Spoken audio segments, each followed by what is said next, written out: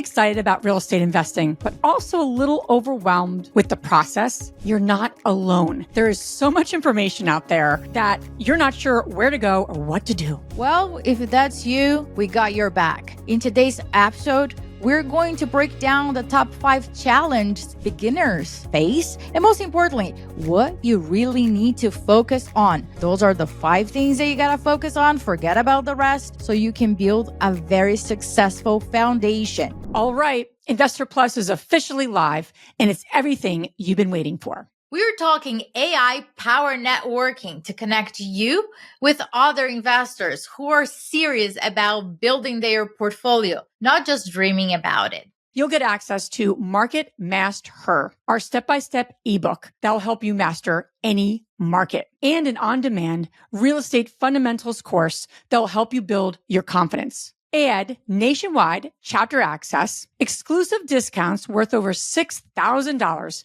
and a 21-day meditation guide because, hey, balance is key. This isn't just another networking platform. This is a one-stop shop for you to make deeper connections and build wealth. Start investing in yourself. Click the link below and join InvestHER Plus today. Welcome to the InvestHER Podcast. I'm Liz Faircloth. And I am your co-host, Andressa Gadelli. So let's get started, Liz. What's the first one? Okay, so we're going to jump right in. Here's the first challenge. And we start with the most important one, is the fear of making a large financial commitment. And it's a big one. I don't want to dismiss it. I've been investing for 20 years. Andressa's been investing just about as long as I have. And it's a real fear. And it doesn't leave you because you add zeros, you make bigger decisions, you make bigger investments. But what I can say about it is that it's real and we need to move through it. So it's not so much like avoiding it, right? So that's number one. I also want to say that when you have this fear, if you're just looking at what's in front of you, Andressa, you can't get beyond it.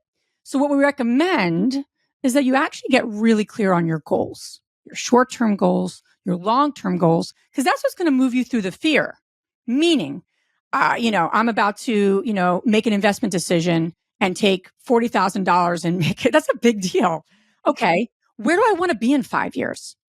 That propels you and moves, it kind of pulls you forward to make that decision, not so much away from the fear, but from the perspective of moving beyond the fear, because you have a bigger why, you have a bigger vision that you're being pulled towards. You must have that to move through that right now fear. So here's my interpretation about fear.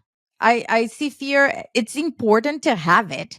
If you are like completely fearless, investing in real estate for the first time and ignoring the signs, I don't know if you're going to make some rational decisions and mitigate your risk. So fear, everybody has it. I remember having my first conversation with Matt when we were putting over $1 million offer. And I was fearful. And he's like, what's happening? I was like, hey, this is over $1 million, right? We're putting that. And he's like, it's just another number. It's the same thing. So you just build the skills.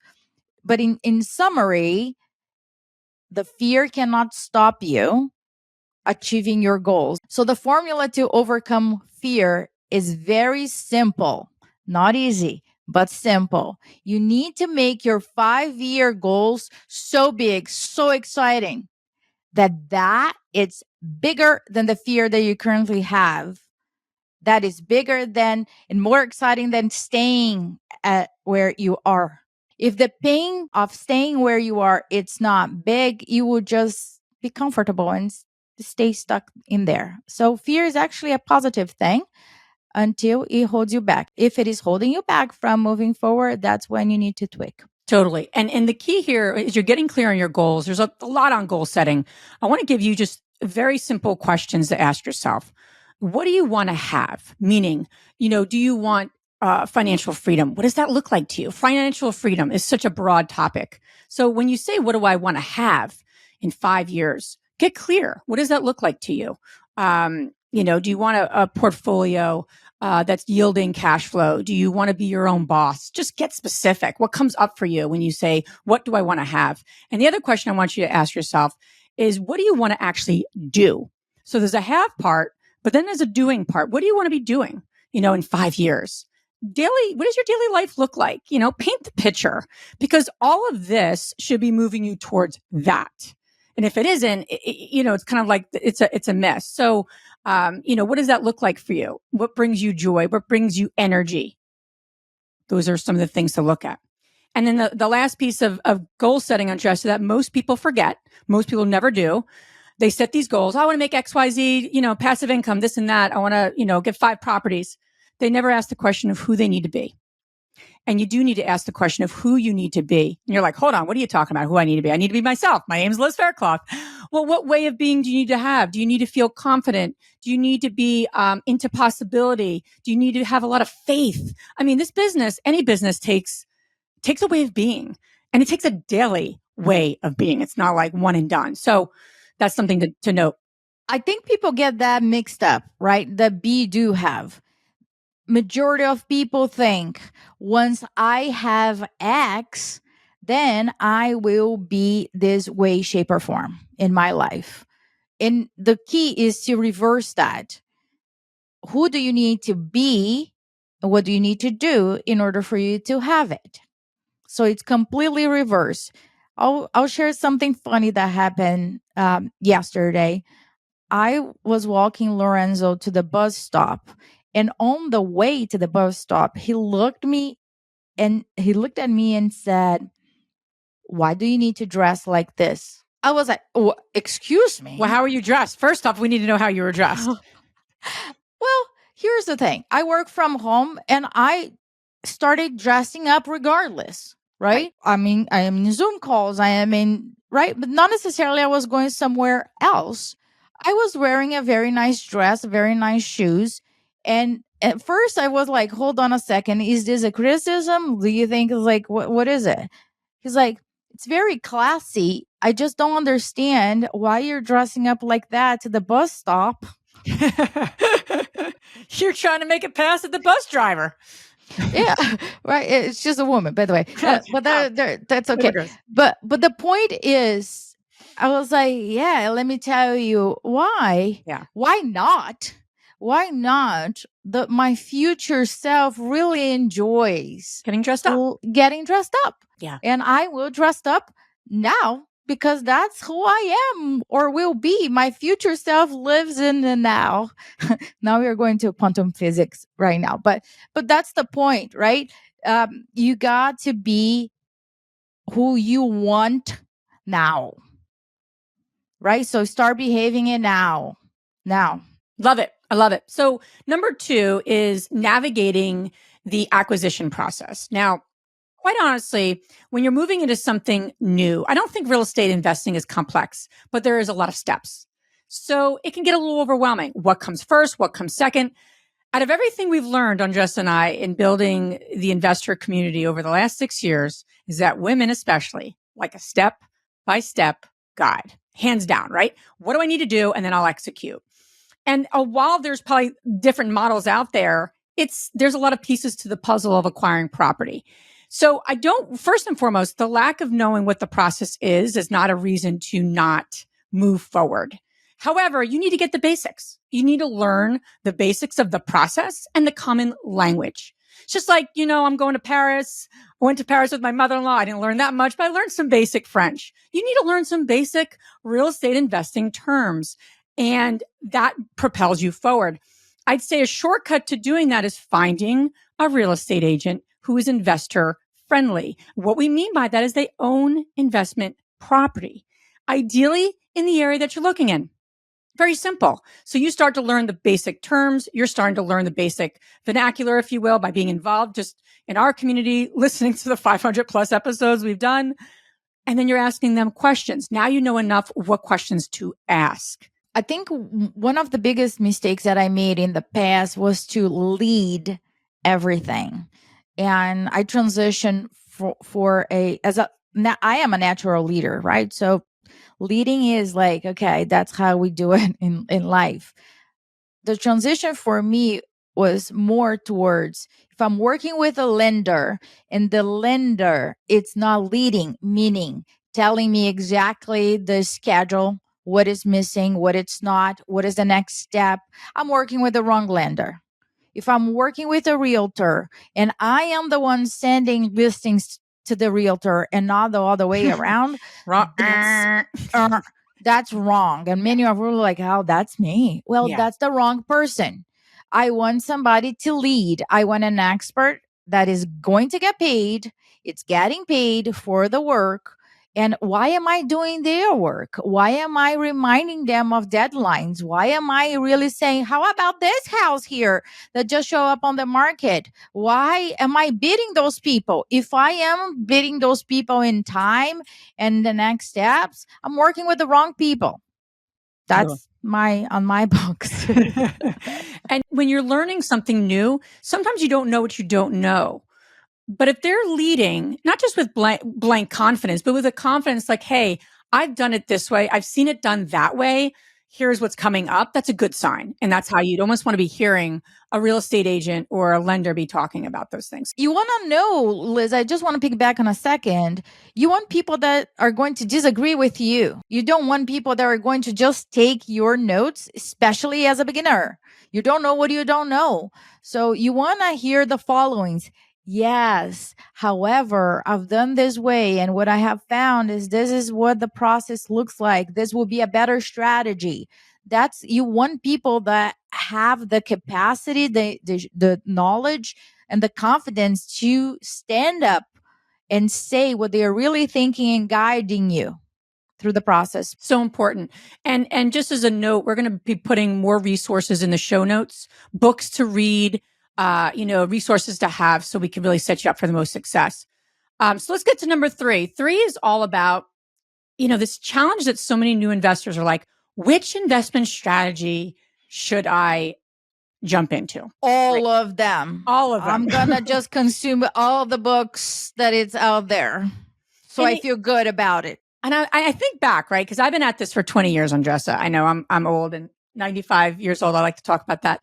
Well, back in my day, we didn't have any of the resources you have today, but that's another topic for another mini-sode. But when I did start and when we got going, there wasn't as many strategies, I will say. I don't recall short-term rentals or mid-term rentals. It didn't exist. Airbnb didn't exist. That's how old I am. Airbnb didn't exist.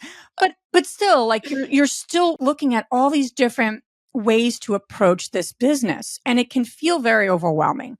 And it almost like I hear people talk about, should I buy a short-term rental right now? Is this a good time or not? And I think that's just an important question. It's not always the first question. We didn't start with that question. We talked about your goals. Then we talked about really not understanding the acquisition and just understanding the process. The investment strategy, I want to break it down to 2 things. There's asset class and then there's strategy. And often people just put them all in the same bucket. Should I do a buy and hold or short-term rental? Hold on. Should I get into residential or commercial? Hold on. We're talking about there's apples and oranges. Hold on. Let's get the apples on one side and the oranges in another. And why I'm saying this is when you're new, it's really important to delineate as much as you can because it helps you with your focus and it helps understand and move forward. So asset class is really simple it's not actually simple. There's tons of them. But if you just go to residential or commercial and then there's more along that, right? Residential. Yeah, start there and start eliminating it. That the goal is to start eliminating as you go, residential or commercial. All right.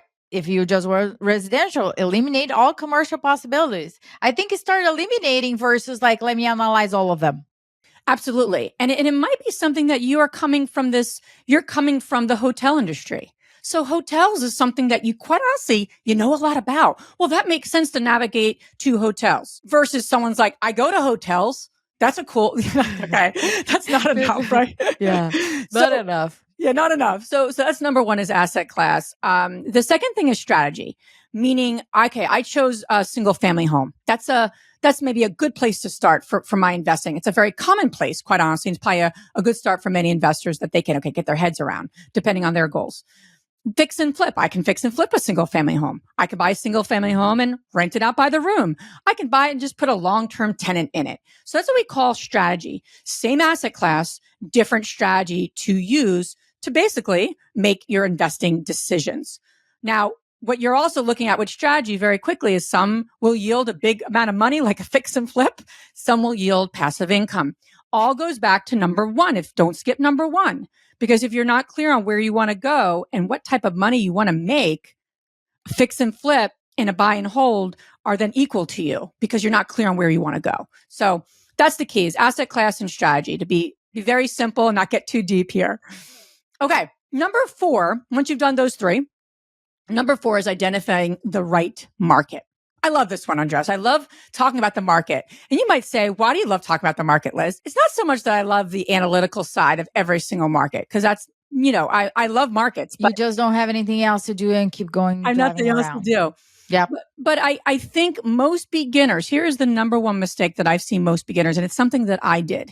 I don't know if you did it, Andressa. I probably made more mistakes. No, I probably made more mistakes than Andressa, hands down. That's definitely the case. But I think so many beginners value the deal over the market. Yeah. So many people evaluating the deal, going to open houses without knowing the market. I see that. Yeah. That's huge. And that was me. I have a quote to share, and I want to read it because I want to make sure I get it. A great deal in the wrong market can become a headache, while an average deal in the right market can bring long-term success. So take that in, because that is so true. And I have lived that in so many different markets. We've probably invested in 7 markets to date. And you could take this beautiful property in the wrong market and it just will give you average results. You know what I did? So I kind of like reverse, right? And my goal was like, I heard about this thing about house hacking, but I wanted to do it in a multifamily. So I was looking for a multifamily, and I would be living in one unit and then renting out the other ones, right?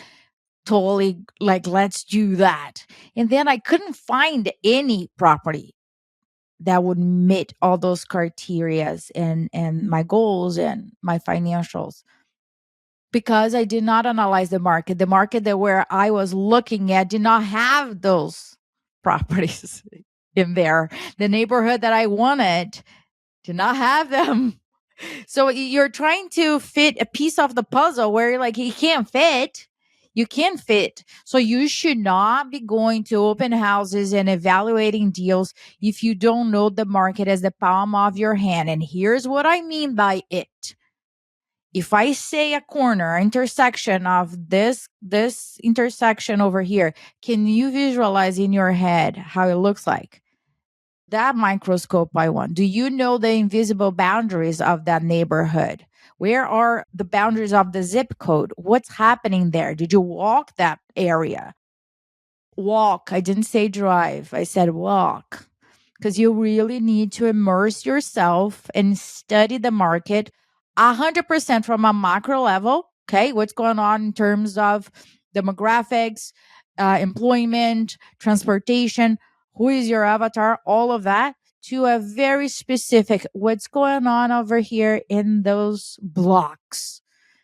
Fully understanding the market's going to give you an edge over other people that are evaluating the properties over the market. Absolutely. And I want to give a quick example too on this one. So as some of you may know, if you've been with us a long time, we got our start in Trenton and we didn't do a lot of market analysis, me and my husband. We wanted to make a difference. We were like, oh, that's close. And there's plenty of properties to renovate. So those were our check. And that was a good 15 years ago. And we have sold everything in that market for a variety of reasons. We're just not into the business of having single family duplexes in Trenton right now. Now, the interesting part is while we've sold every building we've had, we just sold our last one. We are working on a new construction project. So then you'd say, you're selling everything. You're there. Exactly. Right. In Trenton. You say you're sold everything, but you're actually continuing to invest in that market. Why? Because there's market trends showing that market rate housing is actually doing quite well in Trenton, and especially in the area that we're doing this project. It's gonna be like a 35 unit project. There's a building right next door. There's just a lot of research we've done because we've been there for 15 years. So my point in sharing that story is that the market doesn't necessarily, the market evolves. You need to keep your eye on the trends. You need to have a pulse on what's happening. And your strategy might need to evolve. We're not buying any single family or duplexes. If you presented me with 10, I'd say, no, doesn't even matter what they are, how cheap they are. I would never buy there in that way. But we're actually getting presented now with some other new construction projects because the numbers we're seeing and actually the support on the financing side is enormous right now. It might make sense to do more. So just as an example, that markets kind of evolve and your strategy you might need to shift depending on what happens.